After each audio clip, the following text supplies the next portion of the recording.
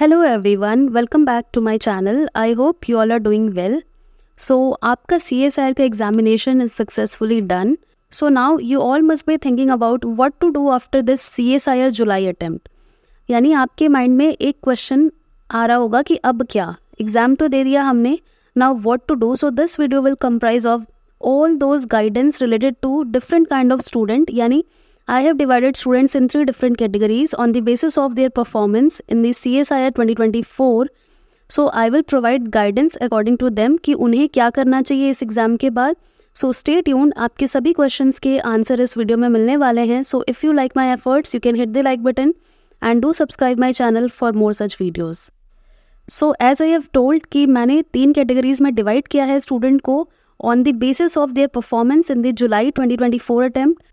So on the basis of their performance, they can be divided into 3 different categories. The very first category is for those students who are very much sure, who are pretty sure that they will qualify this CSIR 2024 July attempt.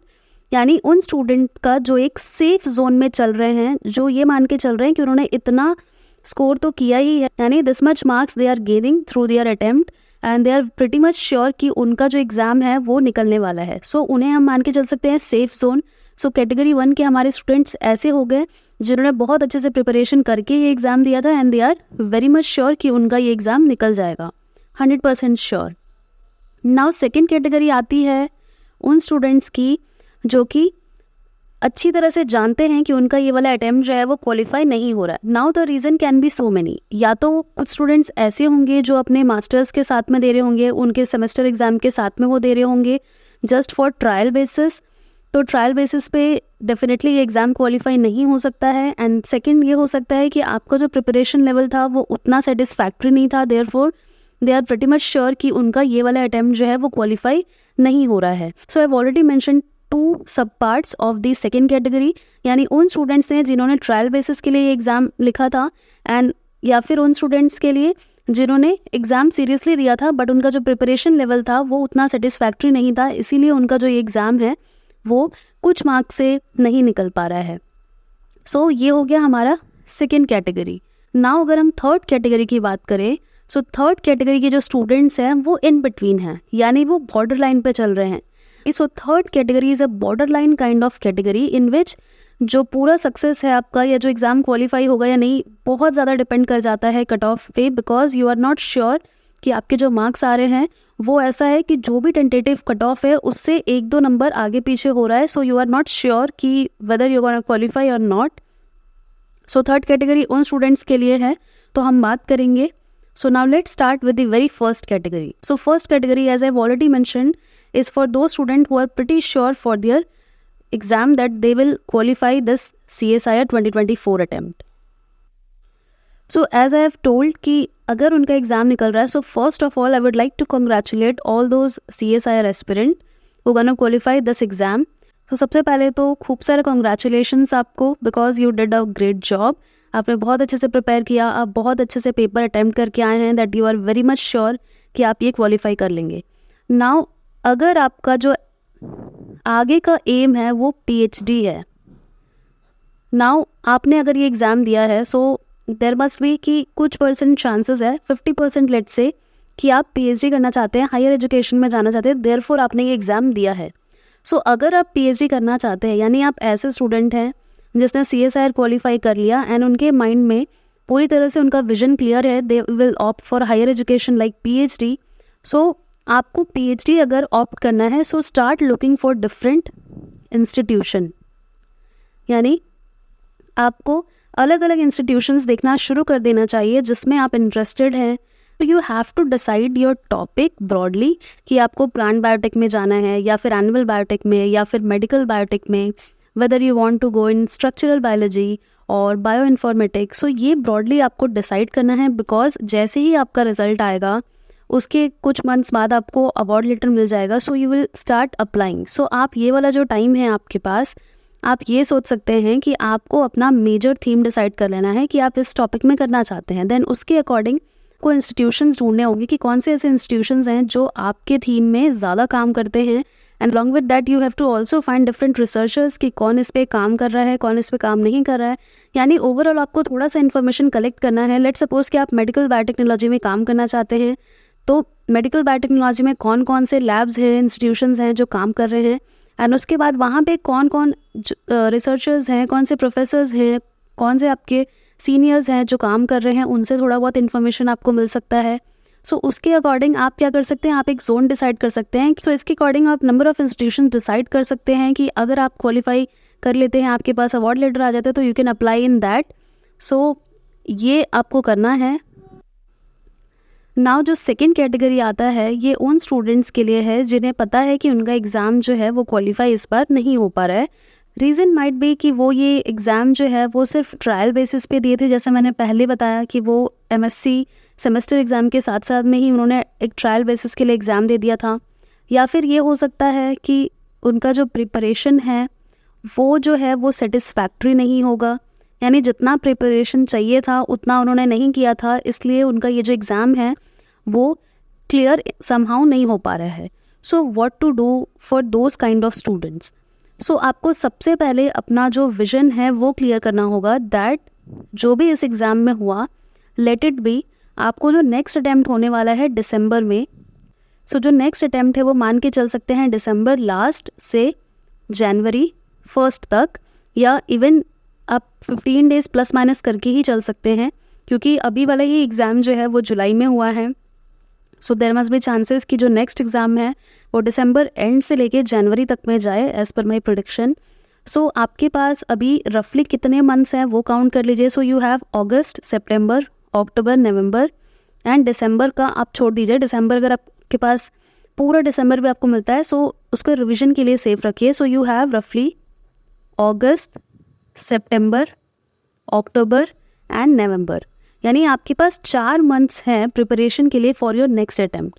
सो इस 4 महीनों में you have to decide कि आपको कौन कौन से unit target करने हैं, because this will B N easier task. आपने रिसेंटली प्रिपेयर किया है, सो आपको पता है कि इन 4 महीनों में आपको कौन कौन से यूनिट को टारगेट करना है। और सबसे अच्छी बात यह है आपके लिए कि आपने अभी रिसेंटली एग्ज़ाम दिया है। सो ऐसा नहीं है कि आप बिल्कुल ज़ीरो लेवल ऑफ प्रिपरेशन में आ रहे हैं। आपको, I will not consider that you are at the zero level. आपने कुछ परसेंट प्रिपरेशन किया ही होगा, like 40%, 50%, 60%, even more than that. So आपके पास कुछ यूनिट्स ऐसे होंगे जो आप बहुत ज़्यादा थरोली आपने पढ़ा होगा, कुछ यूनिट्स ऐसे होंगे जो आप जिसमें वीक होंगे या जिसको आप टाइम नहीं दे पाए होंगे। So you have to firstly decide that you're going to target this amount of unit, like 7 unit, 8 unit, 9 unit. On a safer side, you have to target at least 8 unit, minimum 8 unit you will have to target. And out of those 8 units, you have to decide that you are pro in which of the following unit. 8 unit में let's suppose कि आप molecular, biochemistry, instrumentation में आप बहुत ज़्यादा strong हैं, आपको जो प्रिपरेशन करनी है वो प्लांट फिजियो और एनिमल फिजियो में से जो भी आप ऑप्ट कर रहे हैं उनमें करनी है, और जेनेटिक्स आपको स्ट्रॉन्ग करना है। तो ये सारे यूनिट्स का आपको क्लियर डिमार्केशन करना होगा कि किस यूनिट में आप स्ट्रॉन्ग हैं, किस यूनिट में आप स्ट्रॉन्ग नहीं हैं। सो जैसे ही आपने ये स्टेप 2 कर लिया, यानी सबसे स्टेप 1 क्या था, कौन कौन से यूनिट्स आप टारगेट करेंगे। सेकेंड, आपको क्लियर कट डिमार्केशन करना है कि कुछ यूनिट्स आपको बहुत अच्छे से आते हैं या मीडियम लेवल में आते हैं या बिल्कुल भी नहीं आते। फिर उसके बाद थर्ड स्टेप में आपको करना है जो यूनिट आप इस अटेम्प्ट में नहीं कर पाए थे ठीक से, जिसे बहुत अच्छे से करने की ज़रूरत थी, आप वहाँ से स्टार्ट कीजिए, because you have 4 months from now. So आपको सबसे पहले उन यूनिट्स को टारगेट करना चाहिए जिसमें आप ज़्यादा ध्यान नहीं दे पाए थे, ज़्यादा अटेंशन नहीं दे पाए थे।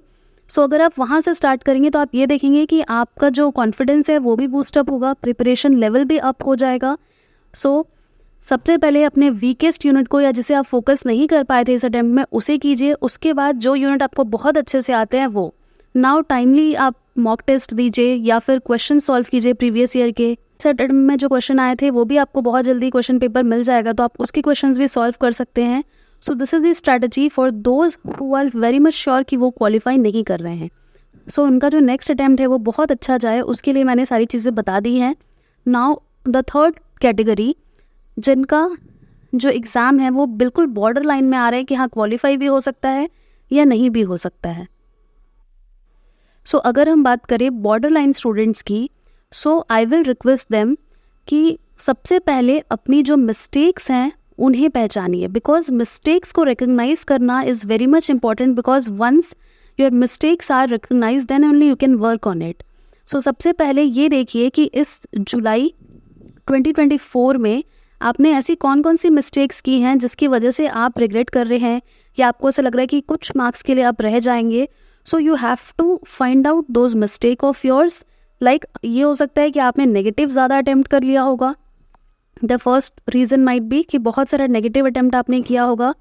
द सेकेंड रीज़न इज़ कि आपने उन क्वेश्चंस को टारगेट किया होगा जिन क्वेश्चंस में आप ज़्यादा 100% श्योर नहीं होंगे, बट आपको लग रहा होगा कि थोड़ा सा भी सुपरफिशियली आप जानते हैं, तो आपने उन क्वेश्चंस में रिस्क लिया होगा। थर्ड हो सकता है कि आपने टाइम मैनेजमेंट सही से नहीं किया होगा, सो दैट आपको उतना टाइम नहीं मिल पाया होगा क्वेश्चन स्क्रीन करने का। लाइक बी सेक्शन के 50 में से आपको जो आते हैं उनको आप स्क्रीन नहीं कर पाए होंगे, सी सेक्शन के 75 में से अप्रोप्रिएट 25 क्वेश्चन आपने स्क्रीन नहीं किए होंगे, और उसके अलावा हो सकता है कि आपने जनरल एप्टीट्यूड नहीं पढ़ा होगा। सो ये भी प्रोबेबल रीज़न हो सकता है। The next reason might be कि आपने क्वेश्चन को मिसरीड करके आंसर निकाला होगा। ये भी बहुत सारे क्वेश्चंस में आपने किया होगा। या फिर ऐसा हो सकता है कि आपने बहुत अच्छे से रिवीजन नहीं किया था, तो आपको आंसर याद नहीं आया होगा एंड आप कंफ्यूज होके 50% आपको ए भी लग रहा होगा, 50% बी भी लग रहा होगा, तो उसमें आपने तुक्का मारा होगा। So these are the reasons. I guess आपके साथ हुआ होगा, इसलिए आप अभी बॉर्डर लाइन में हैं कि हाँ हो भी सकता है, नहीं भी हो सकता है। So what you have to do, आपको ये पहली बात तो अपने माइंड में बैठा के चलना है कि रिजल्ट जो है वो नेगेटिव भी हो सकता है, पॉजिटिव है तो गुड इनफ, बट अगर नेगेटिव आ रहा है तो you don't have to be demoralise, because there are so many attempts you can give. आपके पास दिसंबर एग्जाम वाला अटेम्प्ट है। सो आई विल रिक्वेस्ट कि आप सेकेंड कैटेगरी के स्टूडेंट को जो मैंने सजेशन दिया है वो पार्ट देखिए, because this will be applicable for you as well. अगर आप नेक्स्ट टारगेट करते हैं तो एंड आपने जो भी गलतियाँ की हैं, सो आप उसको अपने एक पेपर में लिखिए एंड उसको अपने स्टडी टेबल या कहीं भी ऐसी जगह पे उसको स्टिक कीजिए जैसे आप रोज़ देखें। बिकॉज जैसे मैंने जितनी भी गलतियाँ बताई, तो उसको आप जितनी बार देखेंगे आपको ये ध्यान में रहेगा कि आपको वो गलतियाँ नहीं करनी। Like you don't have to misread the question, like you don't have to read the question in hurry, you don't have to attempt those question you are not sure enough, you don't have to skip the aptitude part. So ये सारे जो चीज़ें हैं वो अगर आप अपने सामने लिखेंगे तो वो आप अपने प्रिपरेशन के दौरान उसको अपने प्रिपरेशन में उसको इनकॉर्पोरेट भी करेंगे वो सारी चीज़ें।